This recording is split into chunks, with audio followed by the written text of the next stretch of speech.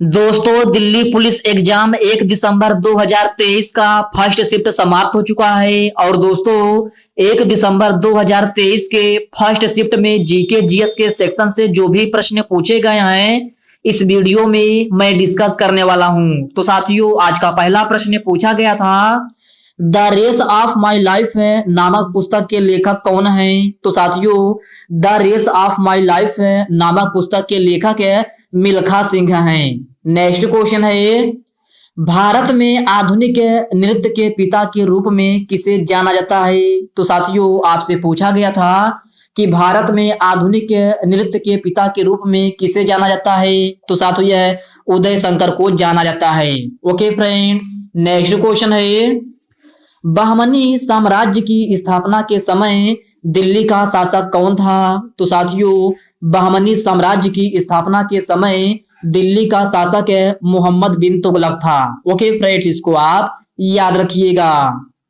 वर्ष 1928 में बारदोली सत्याग्रह का नेतृत्व किसने किया था? तो मेरे प्यारे साथियों, वर्ष 1928 में बारदोली सत्याग्रह का नेतृत्व सरदार वल्लभ भाई पटेल ने किया था। ओके फ्रेंड्स, इसको आप याद रखिएगा। यह भी प्रश्न आज के फर्स्ट शिफ्ट में पूछा गया प्रश्न है।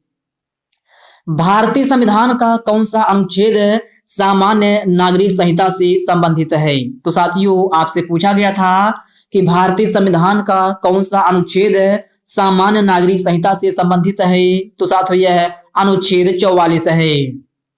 माय डेज नामक पुस्तक के लेखक कौन है? तो साथियों, यह भी प्रश्न आज के फर्स्ट शिफ्ट में पूछा गया प्रश्न है कि माय डेज नामक पुस्तक के लेखक कौन है? तो साथियों, यह आर के नारायण है। कौन? आर के नारायण। नेक्स्ट क्वेश्चन है, जनगणना 2011 के अनुसार बौद्ध धर्म के लोग सबसे ज्यादा किस राज्य में हैं? तो साथियों, जनगणना 2011 के अनुसार बौद्ध धर्म के लोग सबसे ज्यादा सिक्किम राज्य में हैं। किस राज्य में? सिक्किम राज्य में।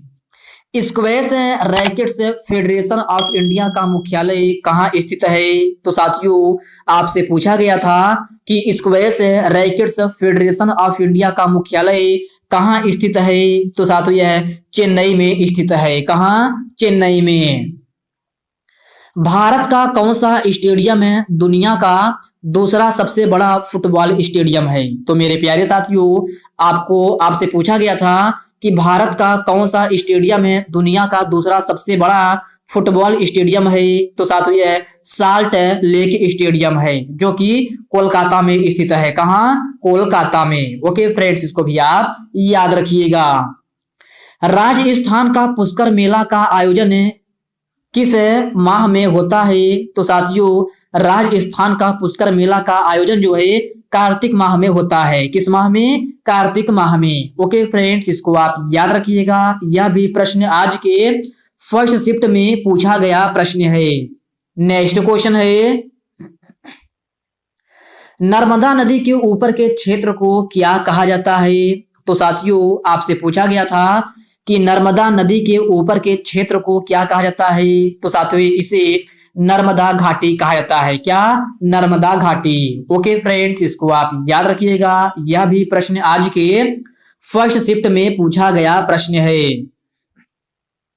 भारतीय संविधान का अनुच्छेद 45 किससे संबंधित है? तो साथियों, भारतीय संविधान का अनुच्छेद 45 जो है सभी के लिए शिक्षा के अधिकार से संबंधित है। किससे? सभी के लिए शिक्षा के अधिकार से।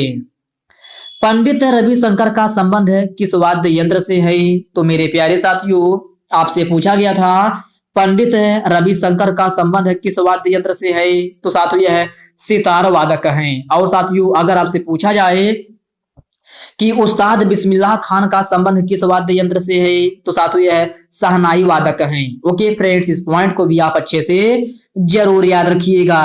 नेक्स्ट क्वेश्चन है,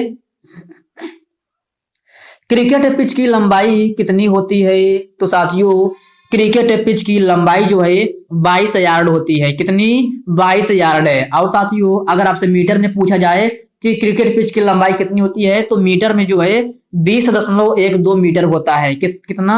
20.12 मीटर। भारतीय संविधान का अनुच्छेद 14 किससे संबंधित है? तो साथियों आज के फर्स्ट शिफ्ट में आर्टिकल से लगभग 5 से 6 क्वेश्चन पूछे गए थे, जिसमें से आपसे एक क्वेश्चन पूछा गया था कि भारतीय संविधान का अनुच्छेद 14 किससे संबंधित है? तो साथियों यह है विधि के समक्ष समानता के अधिकार से संबंधित है। ओके फ्रेंड्स, इसको आप याद रखिएगा। 86वां संविधान संशोधन अधिनियम किससे संबंधित है? तो साथियों 86वां संविधान संशोधन अधिनियम जो है बच्चों के लिए निःशुल्क शिक्षा के अधिकार से संबंधित है। और साथियों 86वां संविधान संशोधन किस वर्ष हुआ था? तो साथियों यह 2002 में हुआ था। कब? 2002 में। नेक्स्ट क्वेश्चन है,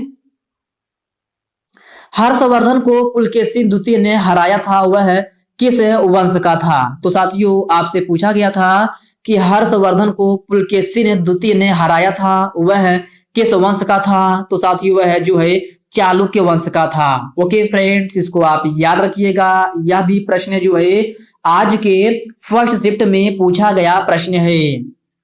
मंगल पांडे ने कहा चर्बी वाले कारतूस को भरने से मना किए थे? तो साथियों मंगल पांडे ने चर्बी वाले कारतूस को भरने से जो है बैरकपुर में मना किए थे। कहां? बैरकपुर में। ओके फ्रेंड्स, इसको आप याद रखिएगा। नेक्स्ट क्वेश्चन है,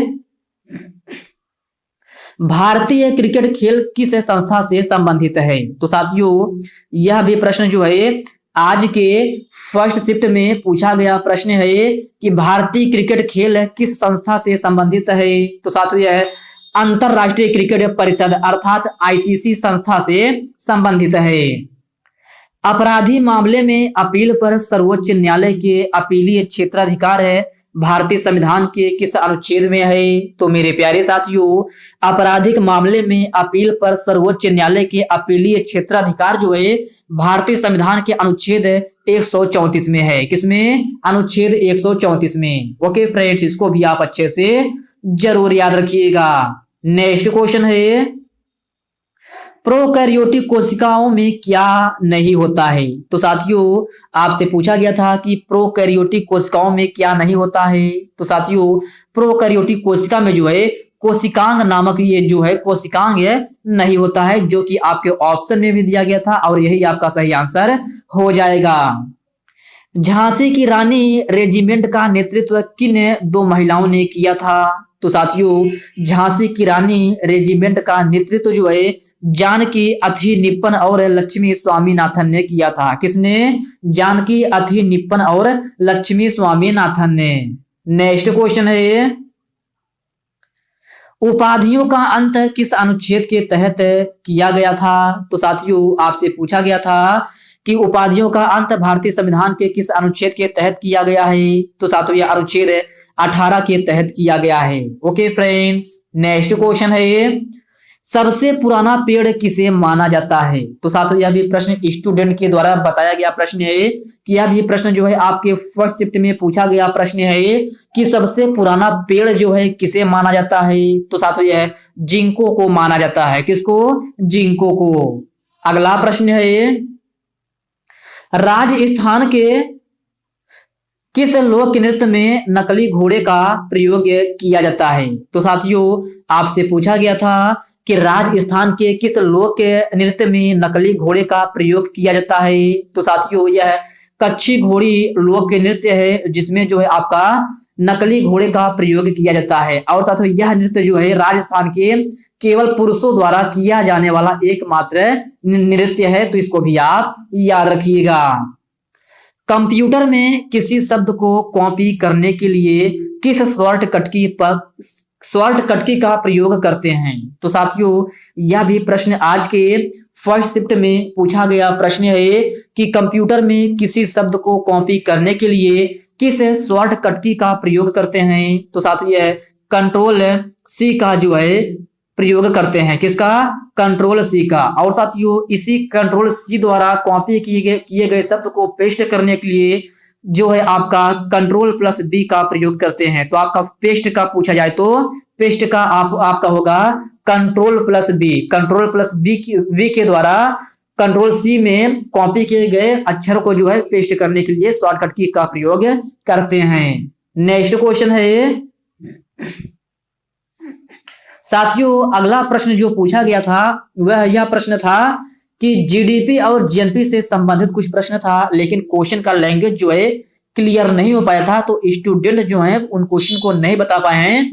तो आप लोग देख लीजिएगा कि जीडीपी और जीएनपी से संबंधित जो है एक प्रश्न पूछा गया था, और साथ ही एक प्रश्न जो है ज्वालामुखी से संबंधित कुछ प्रश्न पूछा गया था। शायद इसके प्रकार पूछे गए थे कि ज्वालामुखी कितने प्रकार का होता है, लेकिन इस क्वेश्चन का भी लैंग्वेज क्लियर नहीं है। और यह क्वेश्चन था कोशिका द्रव्य, ये कोशिका द्रव्य से भी संबंधित एक प्रश्न जो है पूछा गया था। और साथियों ये तीनों प्रश्न जो है आज के फर्स्ट शिफ्ट में पूछे गए प्रश्न हैं। तो साथियों जो लोग 1 दिसंबर का फर्स्ट शिफ्ट का एग्जाम देकर आए हैं, अगर वो लोग इस वीडियो को देख रहे हैं तो आप लोग कमेंट बॉक्स में कमेंट करके बताइएगा कि जीडीपी और जीएनपी से संबंधित, ज्वालामुखी से संबंधित और कोशिका द्रव्य से संबंधित जो है कौन सा प्रश्न पूछा गया था। सभी साथी इसका जो है कमेंट बॉक्स में सही क्वेश्चन को बताएंगे कि इससे संबंधित जो है कौन सा प्रश्न पूछा गया था। तो साथियों आज के अर्थात 1 दिसंबर की फर्स्ट शिफ्ट का हमें कुल मिलाकर के 29 से 30 ही क्वेश्चन मिल पाए थे, जो कि मैंने एकदम ऑथेंटिक क्वेश्चन के साथ आपको एनालिसिस करा दिया है। अब साथियों इसके अलावा अगर आपको फर्स्ट शिफ्ट का कोई भी क्वेश्चन याद हो, चाहे वह जीके जीएस का हो या कंप्यूटर का हो, आप हमें उन प्रश्नों को कमेंट बॉक्स में कमेंट करके जरूर बताइएगा। तो साथियों आज की इस वीडियो में बस इतने ही प्रश्न। साथियों यह वीडियो आपको कैसी लगी आप कमेंट बॉक्स में कमेंट करके अपना फीडबैक जरूर दीजिएगा। और साथियों यह वीडियो आपके लिए थोड़ा हेल्पफुल लगा हो तो इस वीडियो को लाइक कर दीजिए, अपने साथियों के साथ शेयर कीजिए। फ्रेंड्स अभी तक आप चैनल को सब्सक्राइब नहीं किए हैं तो प्लीज आपसे रिक्वेस्ट है आप जो है चैनल को सब्सक्राइब करके बेल आइकन को जरूर से जरूर प्रेस कर लीजिएगा। तो चलिए साथियों इसी के साथ हम मिलते हैं किसी नेक्स्ट वीडियो में, तब तक के लिए जय हिंद दोस्तों।